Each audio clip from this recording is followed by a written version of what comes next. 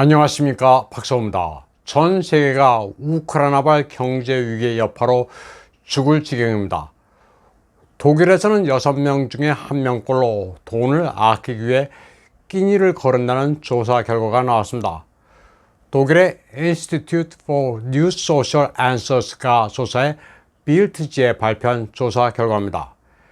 6명 중에 1명꼴로 끼니를 거른다는 응답 외에도 13%는 자신들도 식료품 가격이 계속 오를 경우 끼니를 거르는 사태가 발생할까 걱정스럽다고 답했습니다. 가장 타격이 큰 것은 저소득층입니다. 월 수입이 1,000유로, 1,052달러 이하로 생활하는 저소득층의 경우 32%가 재정적 이유로 주기적으로 끼니를 걸러온 것으로 나타났습니다. 그리고 응답자의 42%는 음식 요리 양을 줄이거나 특정 재료를 제외한다고 말했습니다. 디저트를 안 먹는 것은 말할 것도 없습니다. 또 41%는 식비를 아끼기 위해 슈퍼마켓에서 디스카운트 기회를 노린다고 말했습니다. 이후에 대러시아 에너지 금수에 독일이 참가하면 안 된다고 주장했던 독일 사회문제연구소 소장 아돌프 바우어는 이런 상황을 크게 우려했습니다. 제재를 한다고 모스크바를 압박했다가는 연료, 식료품 등이 줄줄이 올라 러시아보다 독일의 보통 국민들이 더 고통을 겪는다는 점을 그는 일찌감치 예견했습니다. 베를린 소셜 어소시에이션 오브 저머니의 베레나 벤텔레는 조사 결과 자신이 우려했었던 것 그대로라면서 이제 파스타와 토스트만 먹고 살아야 할 정도로 살림살이가 팍팍해졌다고 말했습니다. 그녀는 독일 정부의 신선식품에 대한 부가가치세를 폐지할 것과 저소득층에 대한 재정 지원을 늘리라고 촉구했습니다. 팬데믹 이후 대러 경제 제재 때문에 독일 경제는 연타를 맞았습니다.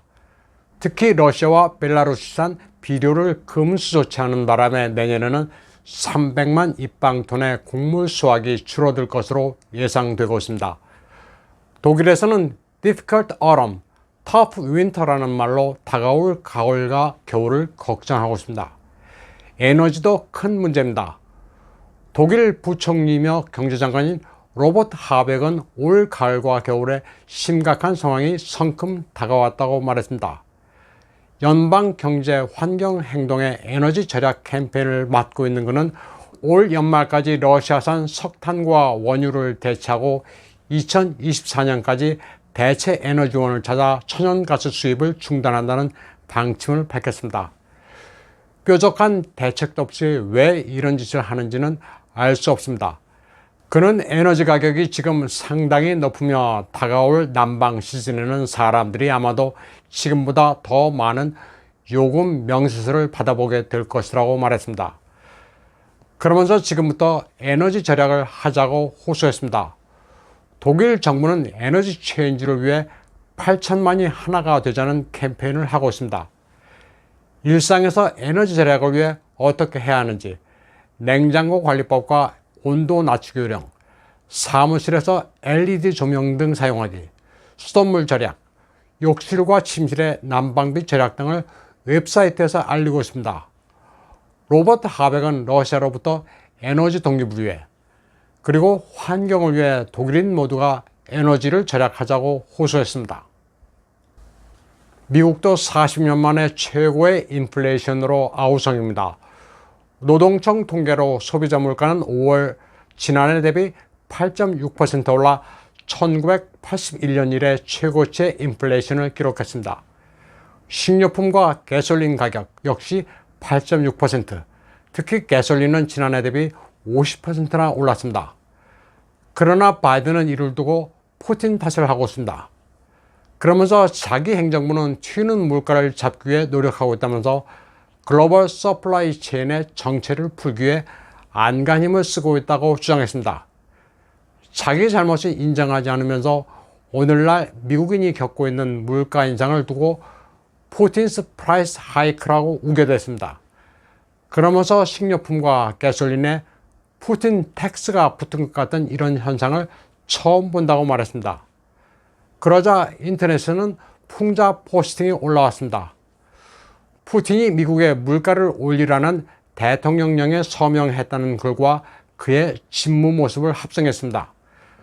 푸틴 대통령은 이에 앞서 젊은 기업가들과의 간담회에서 미국의 인플레이션에 왜 멋대로 자기 이름을 끌어다 붙이냐는 농담을 하기도 했습니다.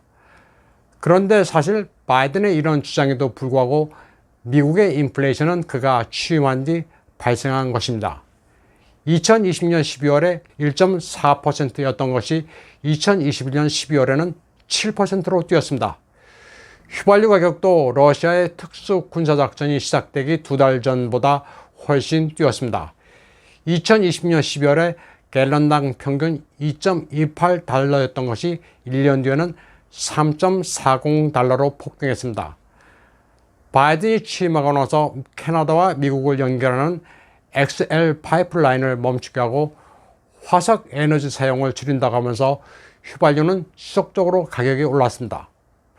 다음 소식입니다.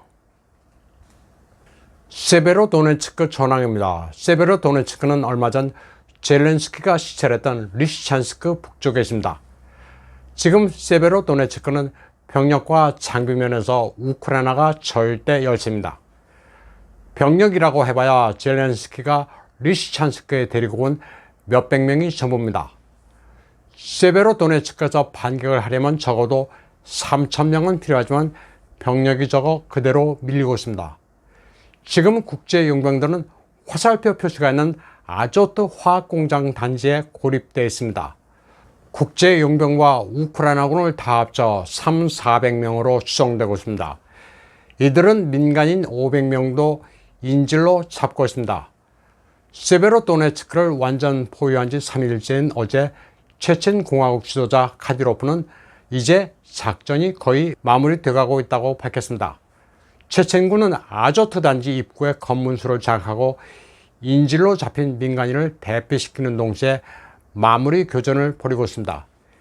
이 과정에서 러시아 체첸연합군은 체크의 국제용병 1명과 함께 우크라이나 국영-TV 사회자로 유명한 올렉시 추바세프를 사살했습니다.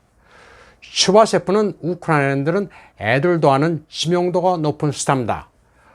전쟁이 터지자 방송을 그만두고 총을 잡고 전선에 나갔다가 결국 사살됐습니다. 러시아군은 세베로도네츠크의 자동차 공장도 장악했습니다. 라노스와 아웨오 T200을 생산하는 곳입니다. 옛날 대우 자동차 모델들입니다. 대우 자동차가 세계 경영을 모토로 진출한 곳입니다. 아직도 우크라이나에서는 대우 라노스를 많이 사용합니다. 남성 병역 자원이 거의 고갈 상태인 우크라이나는 군 참모총장 명의로 여성 징집령을 내렸습니다. 우크라이나군의 병력 손실을 보충하기 위한 조치입니다.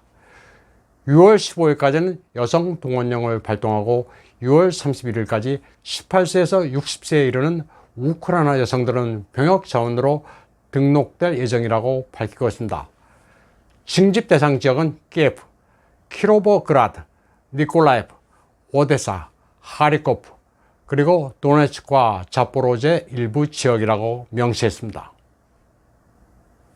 우크라이나 특수 군사작전 임무를 마친 러시아 병사들이 고향에 돌아오는 장면입니다. 러시아군은 부대별로 실전 경험을 쌓을 겸 병사들의 피로도를 줄이기 위해 우크라이나에 선수 교체식으로 병력을 투입합니다. 일부 매체들은 이렇게 귀향하는 것을 가지고 탈영을 했다느니 반란을 일으킨다고 왜곡 보도를 하기도 합니다. 복귀 신고를 마친 병사들이 기다리던 애인과 가족과 제외합니다. 서로 부둥켜 안고 전장에서 무사하게 돌아온 것을 축하하고 있습니다.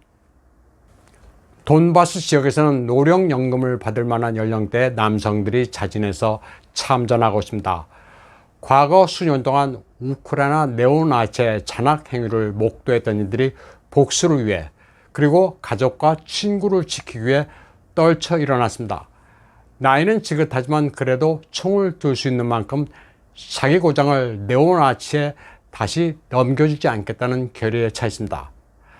악을 직몰한다는 명분과 함께 사기도 높아 러시아는 절대 질 수가 없습니다. 우크라이나의 몰락이 가시화되고 있는 가운데 젤렌스키 대변인 아레스토비치는 황당한 논리로 서방의 지원을 요청했습니다. 미래 시점까지 꿰뚫어보는 4차원의 수준입니다.